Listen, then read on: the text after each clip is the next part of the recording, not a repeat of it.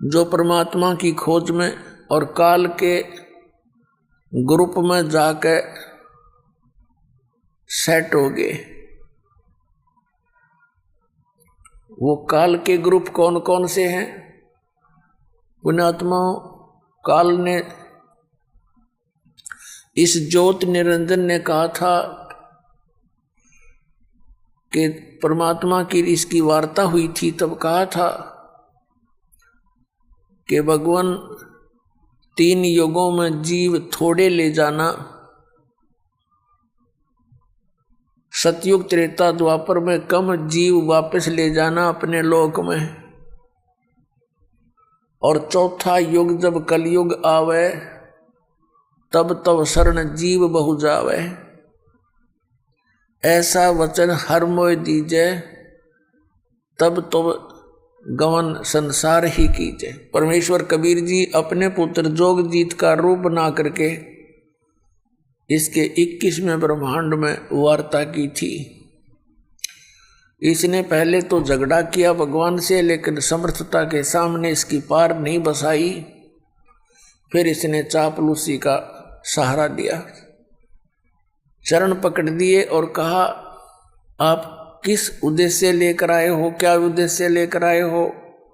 तो परमात्मा ने इसको सारा स्पष्ट कर दिया कि मैं जाऊंगा तेरे नीचे के लोकों में, और तूने इन प्यारी आत्माओं को कितना कष्ट दे रखा है। कोई पशु बना दिया, कोई पक्षी बना दिया, कोई कुत्ता बनाया, कोई गधा बनाया, मनुष्य बनाए तो इनके साथ कितनी यातनाएं दे रहा है। मैं इन प्राणियों को जाकर बताऊंगा कि तुम जिस लोक में रह रहे हो ये काल का लोक है, तुम सतलोक के रहने वाले हो, और सतलोक में जाने की जो विधि, जो मंत्र है वो मेरे पास है, वो इनको दे दूंगा, फिर ये सतलोक आएंगे। तो फिर इसको चिंता होगी, पहले तो परमात्मा के साथ लड़ाई करनी चाहिए, लेकिन परमात्मा ने कहा, धर्मदास नाम के एक महापुरुष जो परमात्मा की उन प्यारी आत्माओं में से हैं जिनको भगवान मिले थे, उसको बता के धर्मदास, जब इसकी पार नहीं बसाई मेरे ऊपर, इसने अटैक किया, मैंने श्वास का सिमरण कर दिया, सतनाम के श्वास, वो श्वास का सिमरण कर दिया, जिस कारण से काल नीचे जा गिरा बहुत दूर पाताल में। पुण्यात्माओं, परमात्मा कबीर जी हमें सतर्क करते हैं। आप जी के ऊपर कभी कोई आपदा आवे तो सतनाम का सिमरण तुरंत शुरू कर देना, ये अभ्यास बना लेना। ना यम के दूत निकट आएंगे, ना काल निकट आ सकता, तुरंत अगर आ भी गया है तो बहुत दूर चला जाएगा, आपको कोई हानि नहीं कर पाएगा। तो उस समय परमात्मा ने यही बताया कि उसके बाद फिर जब इसने देखा कि इनके पास बहुत शक्तिशाली मंत्र है, चरण पकड़ दिए, तब कहा था कि आप किस उद्देश्य लेकर जा रहे हो? परमात्मा ने सब बताया, जैसा दास ने भी वर्णन किया।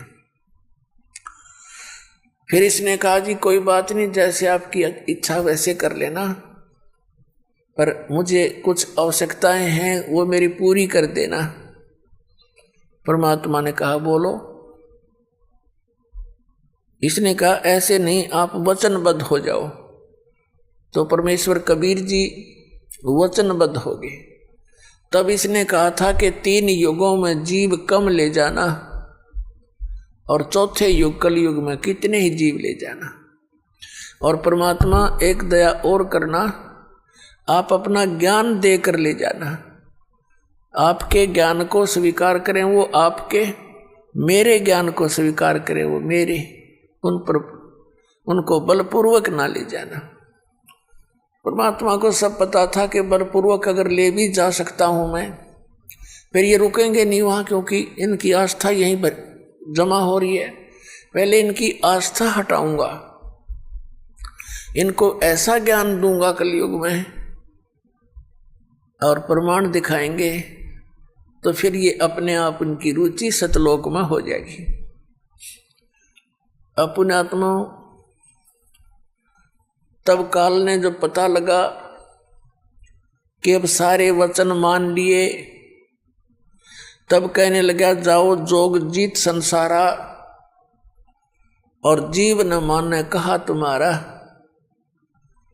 12 पंथ करूं मैं साजा, नाम तुम्हारा ले करूं आवाजा। इन 12 पंथ नाम जो ले ही, सो हमरे मुख आन समोही। और अनेक पंथ चलाऊं, या विद जीवों को बरमाऊं। देवल मंदिर को कहते हैं, देवल तीर्थ और देव पूजाऊं, और तीर्थ व्रत और नकली जप तप मन लाऊं। इनमें उलझा दूंगा, और जाओ जोग जीत संसारा, फिर जीव न माने कहा तुम्हारा। जीव तुम्हारा कहा न माने, हमारी और हो बाद बखाने। हमारे वकील बन जाएंगे वो काल के, जो तेरे बच्चे उनको इतना मिसगाइड करवा दूंगा अपने दूत भेज कर 12 नकली पंथ, और उसके बाद और पंथ अनेक चलाऊंगा, इस विद जीवों को भरमाऊं। तब परमात्मा ने कहा ठीक है, तू अपने सारे काम कर लिए, जितने दाव तू लगावेगा काल। परमात्मा ने कहा था जब कलयुग 5505 वर्ष बीत जाएगा, तब मैं अपना अंश भेजूंगा।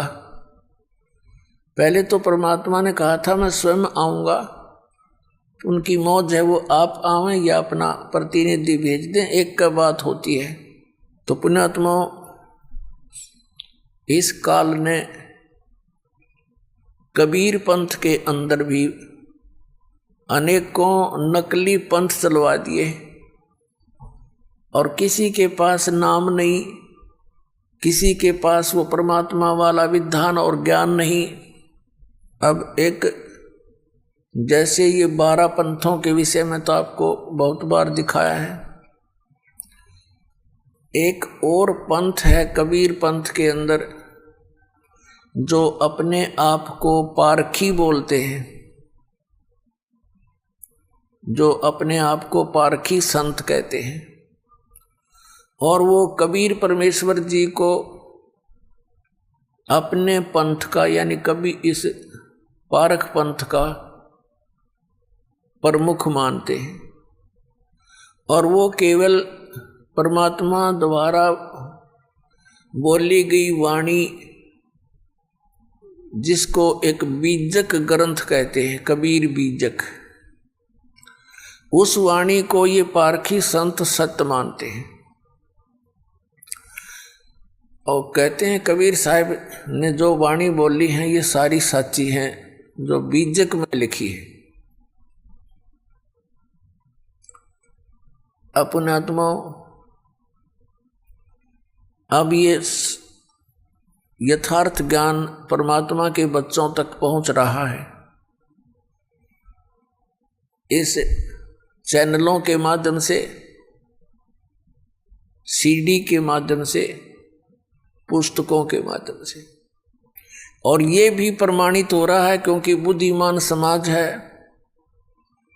आज कोई बालक नहीं, अभी तक इन पुण्यात्माओं को ये पता ही नहीं लगा था कि जिनको हम संत मान रहे हैं ये संत नहीं असंत हैं।